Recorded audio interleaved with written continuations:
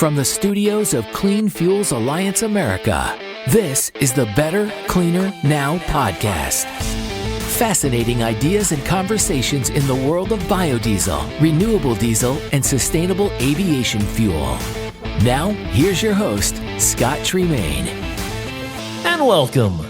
As the 2024 general election draws near, Kurt Kovarik, Vice President Federal Affairs at Clean Fuels, and Liam Donovan, Senior Political Strategist with Bracewell, dive deep into the key election scenarios and what they mean for federal policy. Thanks, Scott. Well, I'm excited to have here with me Liam Donovan, Senior Political Strategist with Bracewell. Liam, thanks for being here. Good to be here, Kurt. So tell us, Senior Political Strategist, what is that? Yeah, so I think it's a relatively new title. I really just kind of brought into manifesting what I actually do as much as anything else. I mean, as you know, I do a lot of shoe leather lobbying. Lobbyist isn't a great title, but more and more I find myself doing a lot of higher level thinking on how the policy and politics intersect and devising advocacy strategies that relate to that. So, it doesn't really roll off the tongue, but that's what they call me these days.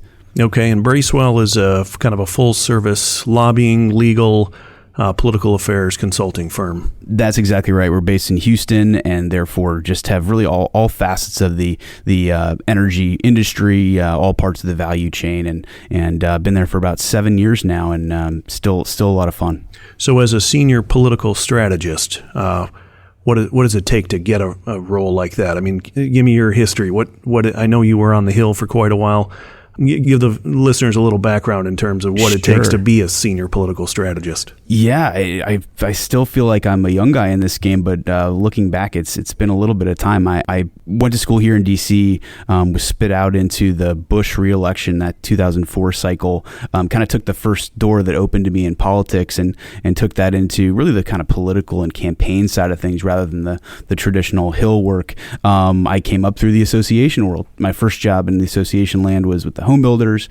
I then went to the Hill in the form of the campaign committees. So, each party and each chamber has its own campaign committee chair. I worked for two of them on the Senate side. So Senate Republicans were led by John Ensign from Nevada in the 2008 cycle. Saw a really tough cycle there, got our teeth kicked in during the Obama wave, and then stuck around long enough that we had a really good cycle. The pendulum swung back in 2010. I worked then for Senator John Cornyn, who I'm sure we'll talk about a little bit more, but is a leading contender for leadership in the Senate, and from there kind of pivoted to policy. So I worked for again in the construction industry, worked for the Associated Builders and Contractors for about 7 years, and around that time I had several more children, and was encouraged to go out and do something a little bit more private sector-y.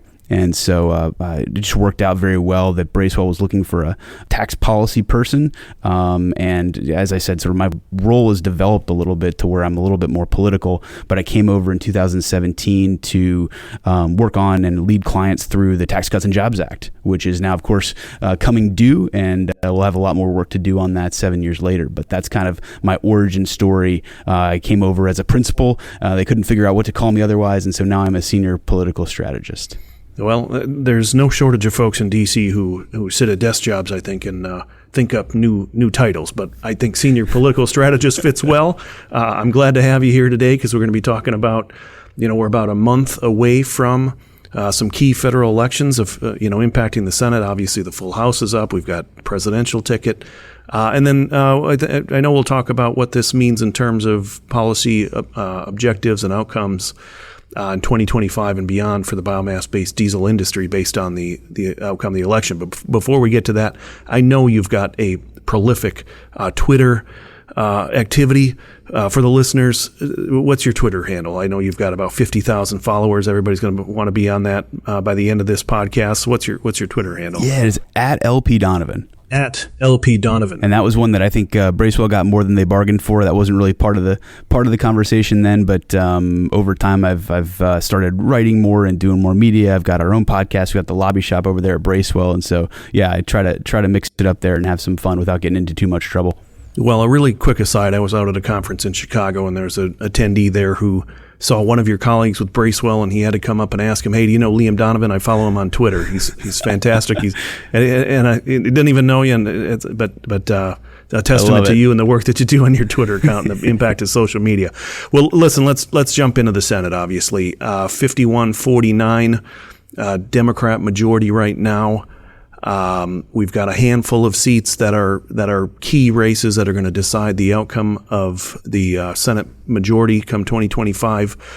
The big one that I think already tips the scales is the retirement of Senator Manchin from West Virginia. Jim Justice, the Republicans got their candidate there that I think is a foregone conclusion that's going to be a pickup for the Republicans, getting it to 50-50. Why don't we kind of talk through the remainder in terms of the likelihood that they are to switch? I think the next one that's likely to switch is the Montana Senator Tester. What are your thoughts on that race? Yeah, you're exactly right. I mean, just stepping back for a minute, if you think about the structure of the map, the reason that the Senate does what it does, the reason why it's on kind of out of sync with, let's say, the House and the presidential is that only a third of the chamber is up every 2 years, and they've got these 6-year terms. So you weave in and out. If you're John Tester, you were first elected in 2006 at the sort of low ebb of the Bush presidency, running against a dinged-up incumbent in Conrad Burns. You win there, and then you're not up again until 2012, which, you're running on the same ticket as Barack Obama, but that's Barack Obama's reelect. Mitt Romney is not the perfect flavor for running in Montana or really anywhere where Democrats were still running strong. He ran again in 2018, which, again, Trump era, so it's a little bit tougher to survive.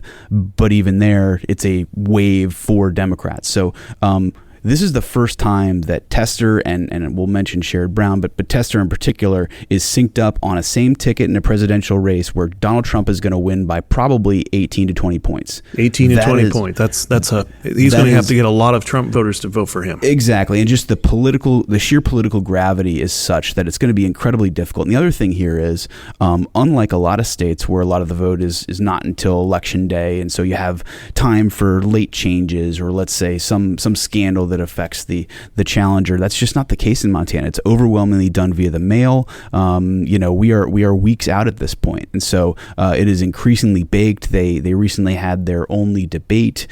He did well. That's the biggest difference here this cycle versus previous cycles. Tester's been fortunate running against incumbents or running against challengers who were either dinged up one way or another. He's able to prop up a libertarian in one case. This is an instance where the chair of the NRSC, who is his colleague, his junior colleague in Steve Daines, was able to direct traffic such that it stopped what Republicans have tripped into over and over again, which is a messy primary, and then either a broken, battered nominee that has trouble in the general, or the wrong nominee, and in this case Daines was able to keep that from happening. He kept Matt Rosendale, the congressman there, from running. He was able to line up really the full support from the governor, from the other members of the delegation, from Donald Trump, behind Tim Sheehy, who is not only just a very strong candidate on paper, he's an attractive family, comes from a Navy SEAL background, started his own business and was very successful that way, and really just otherwise has a blank canvas. He doesn't have much of a paper trail, tough to attack.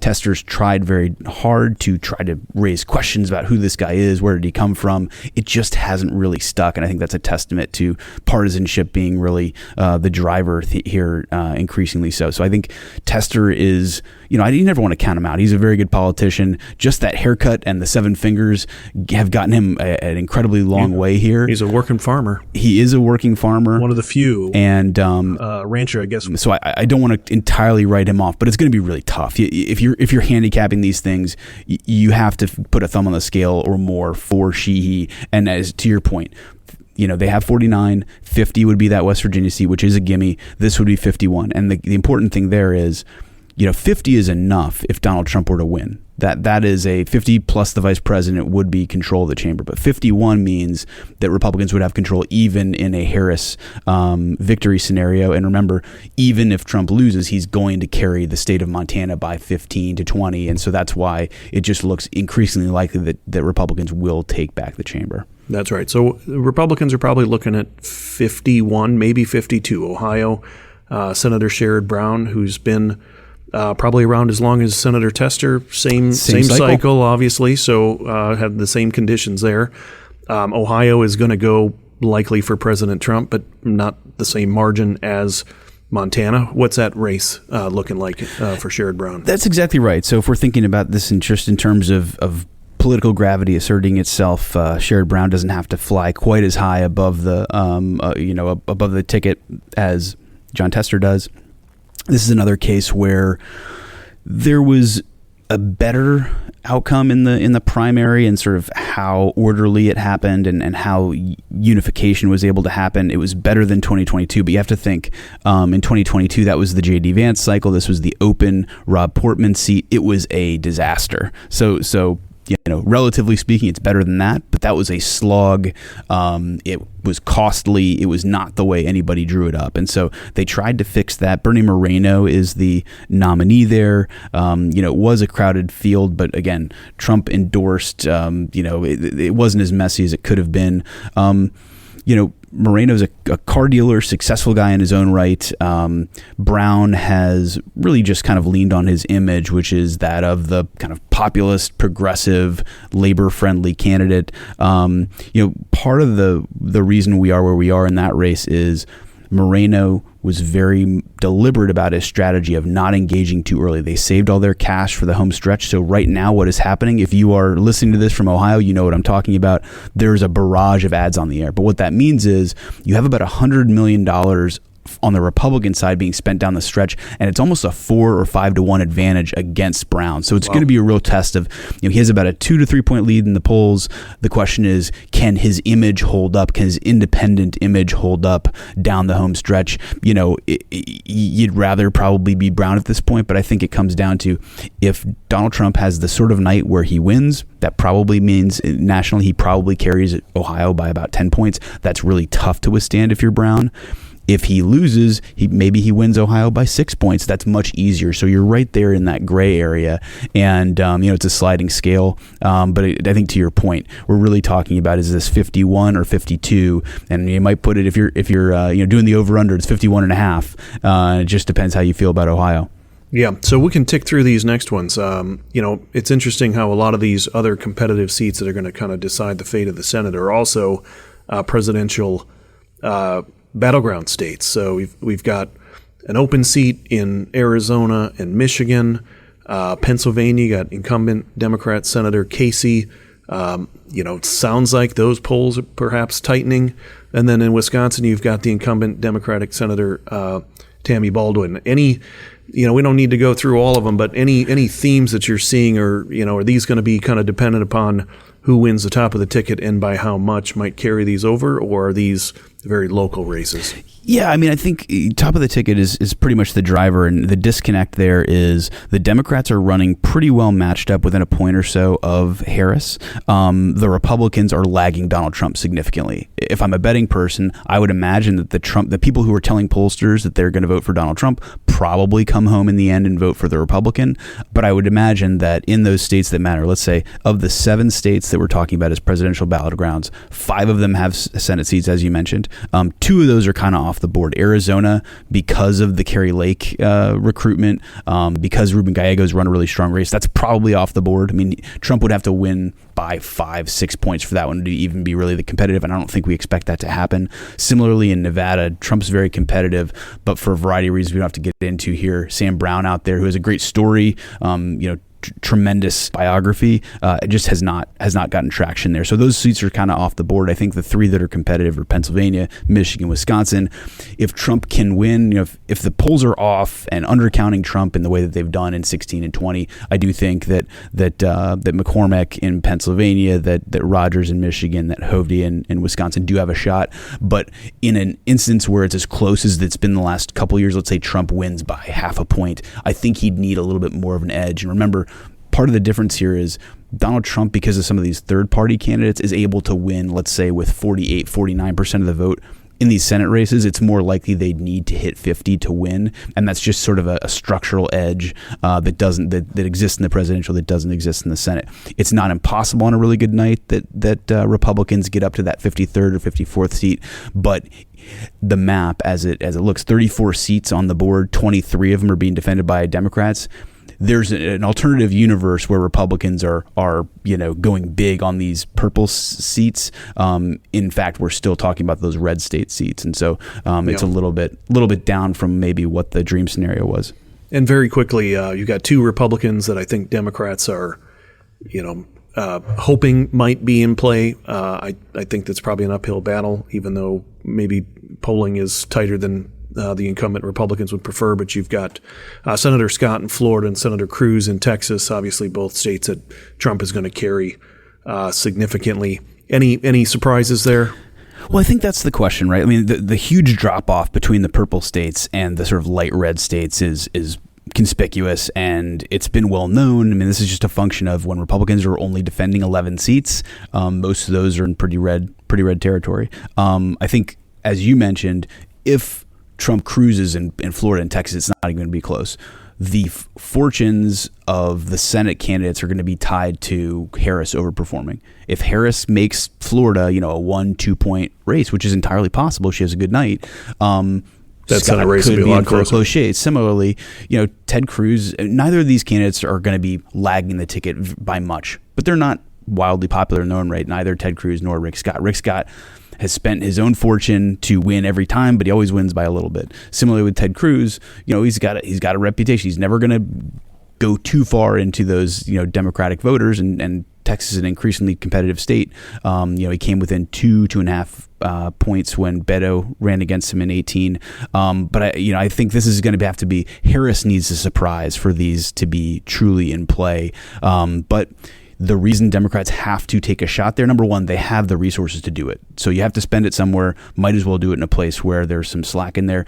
The airwaves are already saturated in Montana. They're saturated in Ohio. Why not take a shot down the field in Florida and Texas? But again, it will only matter if we wake up and Harris had a really good night such that she's, within a point or two in those states. Gotcha. And if, assuming Republicans take the Senate 51-49 or 52-48, we're going to have a new Senate majority Republican leader, with Mitch McConnell announcing that he's no longer going to be the leader. We've got a couple Johns, John Thune, John Cornyn, both well-known, currently in the leadership. Senator Scott, I think, from Florida, has tossed in his hat. Which horse you betting on? I think a lot of it depends what happens in the early part of November. This will be almost one of the first things they do when they get back, within weeks of the presidential being sorted out. I hope we have an answer by then. I mean, it took 4 days to sort things out last time.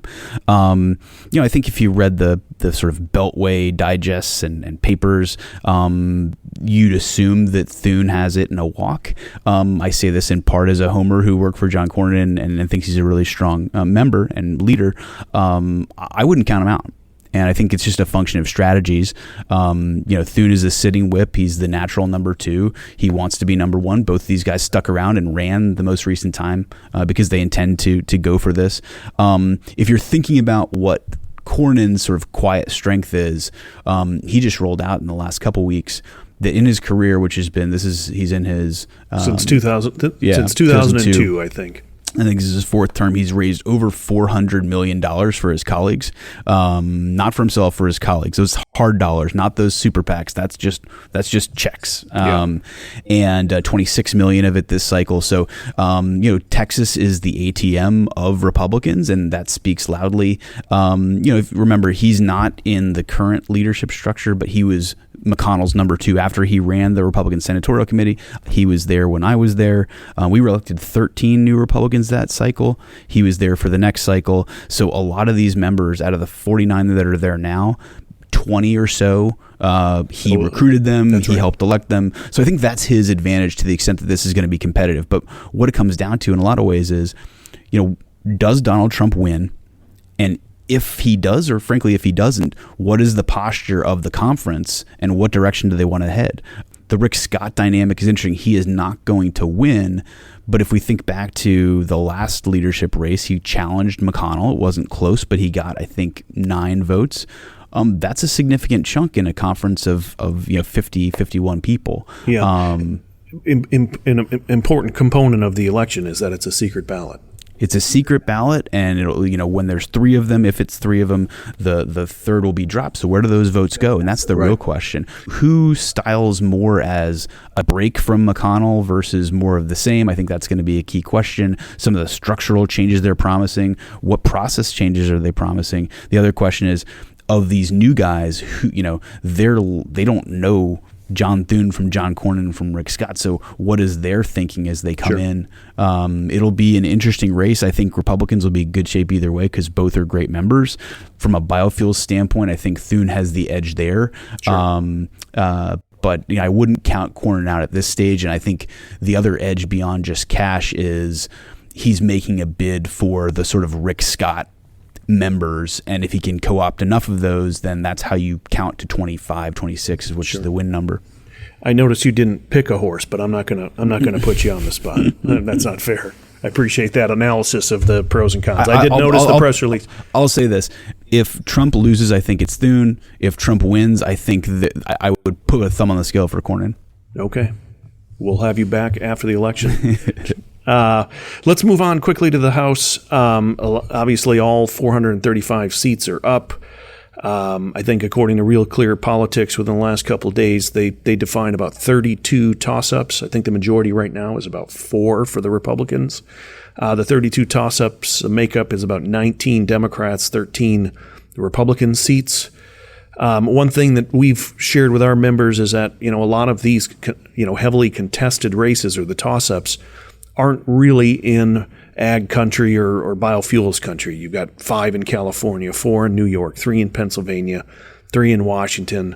We have a very few, and that, this has kind of been our path to success, is having key members who need to deliver wins for their constituency, and that's primarily through the Midwest. But we do have, I think, rated toss-ups. Angie Craig in Minnesota's 2nd District, Democrat. Kildee's retirement, that seat in Michigan and Slotkin, and then you've got Bacon in Nebraska, but not a whole lot of toss-up seats. Although ratings in recent days appear to indicate that some of the races for Republicans, particularly in Iowa, might be shifting more competitive than originally thought. So, what should we be looking at with respect to these races? What are the themes, the trends? What are you expecting? Obviously, when we get close to the election, all races tighten, but there's typically a trend that happens for one party over the other. So, what are you predicting right now?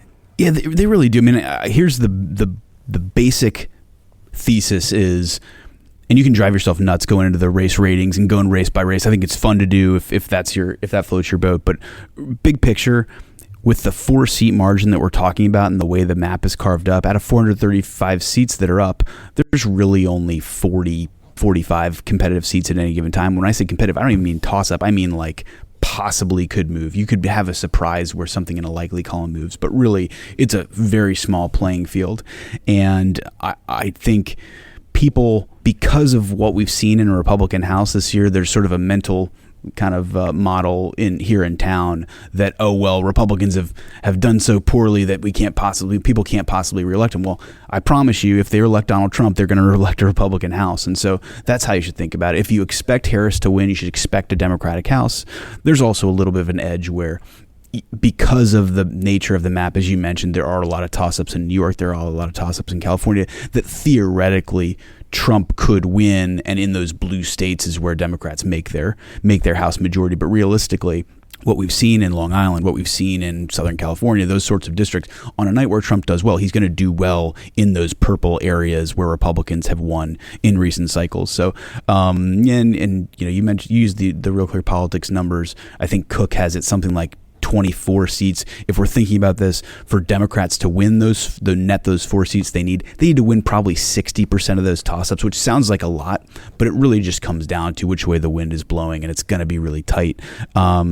If we're thinking about those ag districts, you mentioned Iowa. And Iowa, the Zach Nunn seat, the Marinette Miller-Meeks seats, those are mostly flashing on people's radar because Ann Seltzer, who is the oracle of Iowa, she came out with her most recent poll, and it had it significantly closer at the presidential level and for those seats than some had expected. So I think that's just a function of her power and ability to move expectations. Again, they should be fine on a night where Trump wins, and he certainly should win Iowa by a significant margin. But if they are in trouble, that tells you something more broadly, because particularly in that Nunn seat, that is a suburban heavy district. You mentioned Bacon. That's kind of your tell here is, Harris is going to win by virtue of running up the numbers with those kind of suburban, more heavily educated districts, and Trump will try to break through the blue wall in those Rust Belt states in more rural, more working class areas. A lot of those races are dependent upon efforts to get people to vote. I've seen some criticism, perhaps in recent days, that the Trump campaign is not kind of spending the resources or have the ground game that they need to have in some of these states to help perhaps some of these candidates get over the hump. Are you picking up that same theme? Is there any truth to that? Here's the tension. The Trump campaign has never really had much of a ground game, whether it was in 16 or in 20. Obviously, he won one of those elections, and he lost one by 43,000 votes in 3 states. I wouldn't necessarily expect him to have a particularly good one this time. What's new here is, and if you listen to the Trump political team, what they're spinning as a feature is they're able to coordinate now with outside groups. And so a lot of the ground game work has been done in coordination with outside super PACs, with outside groups. I think the Democrats who are much more as a cultural matter, the Democratic Party is much more into organizing and field and cranking out those voters. What's changed in the last 10 years and accelerated over the course of the Trump era is Republicans used to have a strong advantage just by virtue of the fact that if you're a Republican, you're probably somebody that votes religiously. You don't have to worry about turning them out, right? Well, that's been turned on its head in a lot of ways as who the Republican Party has changed. And so now, especially as we look at it in polls, the polls that showed Trump doing the best rely on him doing really well against the least likely voters. And so that's what it comes down to. And if we wake up on Wednesday morning and the dust settles and things don't work out well for Trump, it'll be because they weren't able to turn out those unlikely voters. Now, the question is, maybe that's fine when Trump's not on the ballot, but when Trump is on the ballot, we've seemed to somehow have people come out of the woodwork and vote. The third time, we'll see if that's the charm, but that's what it's going to come down to. I don't think they're going to be able to kind of manufacture the vote the way that Democrats have in the past and the way that in theory they would. It's just not what they think about. It's not what they've invested in. It'll be much more a field of dreams. If you build it, they will come kind of strategy. You're listening to the Better, Cleaner, Now podcast. Well, welcome back. We've got Liam Donovan here, senior political strategist with Bracewell, talking through House and Senate races. Just to wrap up the House conversation, I don't think I heard you predict the majority there. I think we can agree that it's going to be whoever is in the majority is going to be slim, just like we have right now, kind of with the Senate. So let's hop to the presidential. By all accounts, national polls have this at a dead heat. It's on a national campaign. They're focusing on the battleground states of Pennsylvania, Georgia, Wisconsin, Michigan, North Carolina, Nevada, Arizona, many of the states we've talked about the Senate races in. So those folks are clearly getting inundated with hundreds of millions of dollars worth of campaign ads at all levels. What is your feeling in terms of where Harris and Trump have the advantage in these battlegrounds? So there's a bull case for either side. And the best case for Donald Trump is this is the best he's ever polled. If you think about 16 when he won, you think about 20 when he came this close, he is polling significantly better than he ever has. And wasn't there an underpoll for Trump the last time around anyway? There has been, and I think it's misremembered in some degrees, because in 2016 there was a significant miss, particularly in those Rust Belt states, by a significant margin. In 20 it was more complicated because there were some, particularly in Wisconsin. Wisconsin has been a huge miss in both elections. Wisconsin's also been the tipping point state in both elections. That seems to be Pennsylvania this time, but it could be that Wisconsin's just missing again. Some of the states actually missed the other direction. Trump was leading in the Real Clear Politics average in Georgia and in Arizona in 2020. He lost both states. So the misses have gone in both directions. That's kind of how we have to think about this. If you're assuming, well, polls undercounted Trump in 16 and 20, so they're going to undercount him again. I'm not sure that's fair because it's small sample size and these things work in both directions. But I think big picture, we have to be thinking this way. Either the polls are close and that's because they fixed everything and this is things kind of as they are. The other is, well, they're still undercounting Trump, and so we should expect there to be a move in that direction. The other one is, well, we fixed the problems of 16 and 20, but there's something, there's sort of generals fighting the last war, that there's things we're not even thinking about that send the polls off in either direction. The key is those 7 states that you mentioned, because they're all within about 2 points, some within 1 point, but 2 points. That's 93 electoral votes, and that's the difference. That is a normal polling error. That's not even a catastrophic polling error. That's just normal. Like, polls aren't designed to tell us with precision. They're just designed to tell us if it's close. Beyond that, you're kind of on your own. And so that's the bull case for Trump. Really, is he is doing better than he had in 2016 and 2020.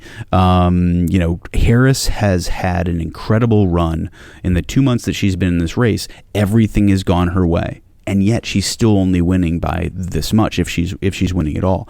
I think the other thing is, if you think about, if Trump wins and we look back and we're sort of parsing the numbers, it's because he has made inroads into non-traditional Republican constituencies, winning African-American men, winning Hispanic men in numbers that Republicans haven't seen, certainly in decades.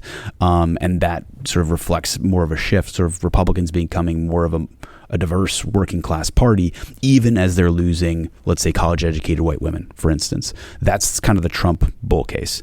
The Harris bull case is, well, she's winning, and she's winning steadily and in enough states by enough that if the polls are correct, she would win by this much.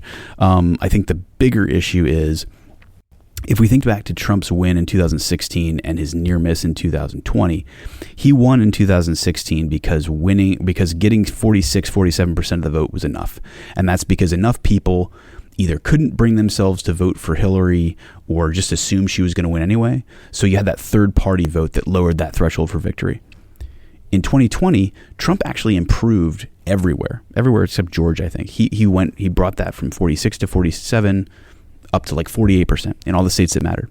But the problem was that wasn't enough because that third party vote shrunk to about 2 points. So where Hillary was only able to get to 47%, Biden was able to get to closer to 50%.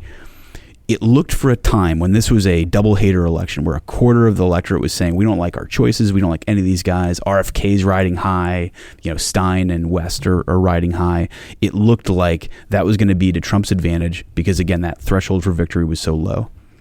That's not the case anymore. This isn't a double haters election anymore because after the assassination attempts, I have to say attempts now because there have been more than one, people are pretty unified and happy with Trump on the Republican side. On the Democratic side, people are elated by getting Biden out of there and fired up about Harris. So you're really only talking about 5-6% of people that are even grumbling about this choice. And at the end of the day, they kind of understand you kind of have to pick one. And so we're seeing very small. I mean, RFK is A, endorsing Trump, B, where he's still on the ballot, like desperately telling Michiganders not to vote for him. Right. And so we shouldn't expect a big third-party cohort, which means Trump needs to do something he's never done before, which is get up to 49%, get up to 50%. That's really tough, and it's diminishing returns for him. So if you're Harris, that's why you feel good. The unity and enthusiasm on the Democratic side is higher than it had been. It's certainly higher than it was on the Republican side. We can't really quantify this as such, but the kind of effect of the Dobbs decision and the fallout post-Roe continues to propel Democrats, and in key states they have ballot measures that are going to drive turnout in that regard. That seems like the singular issue that is going to make or break Democrats to some extent. And it's same thing. If we wake up on Wednesday and she had a great night, that's you just have to account for that. And the other piece of this is, as I mentioned, Trump is doing so well in those, let's say, the crosstabs. If you're digging into the polls, it's because he's doing well with these non-traditional Republican constituencies.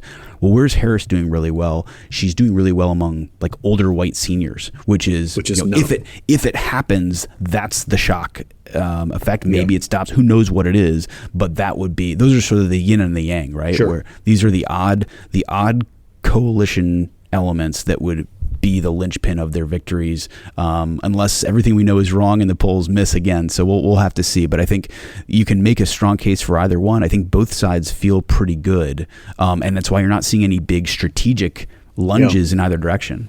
Speaking of shocks, are we in a post-October surprise era? I mean, we always used to have a October surprise. I mean, I'm thinking back to Foley eras. I mean, and they had an impact. I mean, there was a tangible repercussion from an October surprise. Obviously, there was the October surprise with Trump in 2016 with the Access Hollywood tape that kind of didn't have that much of an impact. And I think the way you're describing, I mean, there's such a small electorate that's not entrenched in their candidate. I'm not sure October surprises matter anymore. Am I wrong? No, I think you're basically right. I mean, we are so charged around our parties, our identities, these candidates in particular. I mean, there's not a person in America that doesn't have a strong opinion one way or another about Donald Trump, for instance. That's what makes this an interesting moment where, Harris hasn't been front and center in our politics. Even as she was vice president, she was sort of like, not front of mind for anyone. And so she's had a chance to reintroduce herself, but there's still opportunity. I mean, her favorability turnaround has moved something like 17 points from the day she got in this race to today. She is net favorable after being almost 20 points underwater. So it shows you that our attitudes toward her are still changing. So I'd say that's, to the extent there is time for things to move or ways for events to intercede and maybe we have a surprise, it's because opinions toward her are a little bit more malleable. But what it's converged on is just we are a heavily divided country, and about half of the country really likes anybody with a D next to her name, and the other half really dislikes anybody with a D next to their name. So I think what I'm hearing you say is Trump's going to win or lose, not depending on what Trump does, but perhaps whether Harris gains with that last bit of electorate or she doesn't. I think that's exactly right. If you think about who the undecideds are, they all know who Donald Trump is. They all know how they feel about Donald Trump, but they need to see more from Kamala Harris, and it's so far so good. She hasn't turned them off, but I think she hasn't quite closed that sale. I think at this stage in the race, people are either looking to get to yes or they're looking to get to no, and the October surprise or whatever you want to call it is really just kind of building that permission structure to do what they were probably going to do anyway. And the real question is, are those guys even going to vote? If you haven't made up your mind by now, are you really going to go out of your way? Exactly. Go to the poll. Well, hey, we've got just a few minutes left here, and I want to get to kind of what all this means for the biomass-based diesel industry.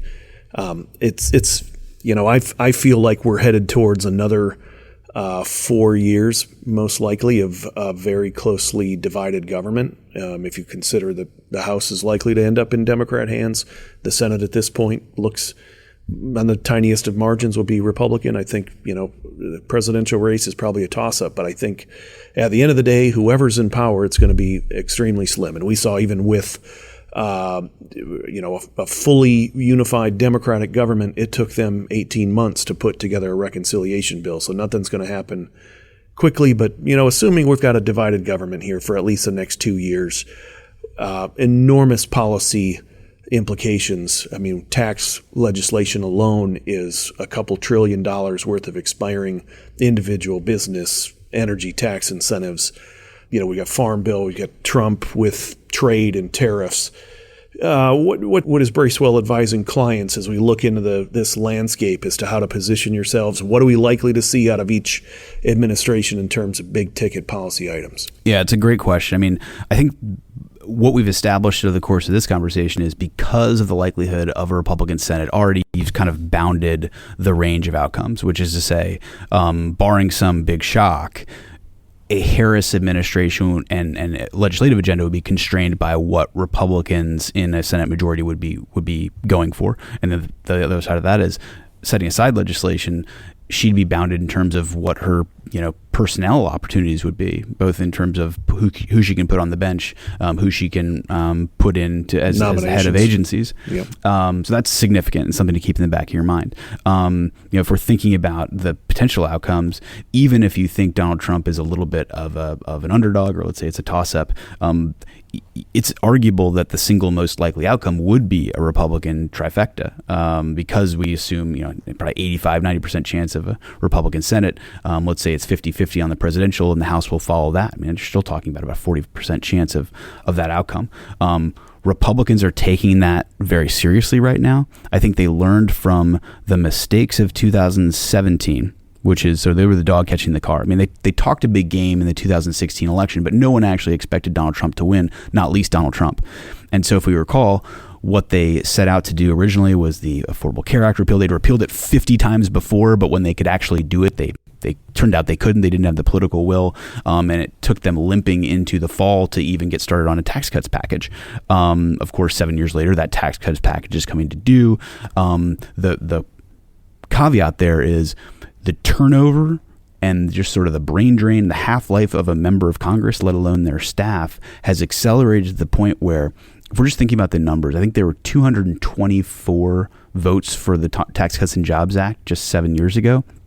If every Republican wins their election, who's running for re-election, I think you would have 83 of them who voted for the Tax Cuts and Jobs Act just 7 years ago. That's all. Wow. So there's an incredible education effort that stakeholders should be a part of, that I know Clean Fuels is a part of, that we're advising everybody to take part in. There's a recognition on the Republican side that people there's no pride of ownership, no pride of authorship, not necessarily an appreciation for what they did or why they did it. So there's a huge effort to remember. I mean, even just in the tax writing committee, fewer than half of the Republicans not only were not on the committee, but were not even in the chamber. So they're having to relearn what we're doing, why, going in and giving as much anecdata, whatever you want to call it, any proof points that we can say, this did well, this didn't do so well, here's what we need to do in the future. Those are the sorts of things they actually need to be armed with those facts. So no stakeholder should sit back and say, well, I was in the Tax Cuts and Jobs Act, all I need is an extension. Congress should take care of it for me. That's exactly right. And just thinking about the sheer revenue physics of it, I mean, we're talking about $4.6 trillion in revenue that's required just to ensure that everyone stays at the levels they've been. Throw in the fact that you have the transition to the tech neutral credits related to the IRA. You have Affordable Care Act, premium support. I mean, the fiscal picture is just wildly complicated, and it's complicated further by the fact that, guess what? The debt limit's back. It kicks in on January 2nd. We'll have extraordinary measures that get us into, let's say, the second quarter, but there will be big fiscal conversations that force action of Congress, no matter what the balance of power is. And so fighting for your thing and to have your priorities in that conversation, now is the time. It's not next year, it's right now. Do you think the Congress will be ready to tackle a comprehensive tax package by the time that debt limit needs to be addressed? I think they are trying to establish the universe of priorities that exist within the conference. And as I said, they're acting as though they will have the power. Whether or not they do, they need to get on the same page, because even if they don't, they need to have their negotiating position.